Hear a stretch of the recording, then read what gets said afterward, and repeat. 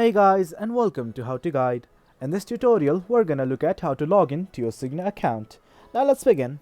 In any browser of your choice, simply type what I am typing, that is cignahealthbenefits.com, and hit on enter right now.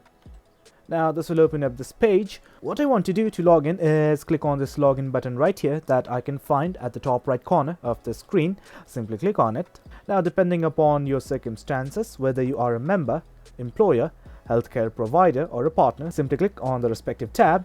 Right now I am a member, so I'm going to click on this tab right here. Now you simply need to enter your personal reference number. Now click on continue. Now you simply need to enter your password. In case you have forgotten your password, here's the button right here that says forgotten your password. Click on it, follow the prompts, and again gain access to your account. If everything is okay, simply click on login. Well guys, that's how you log in to your Cigna healthcare account.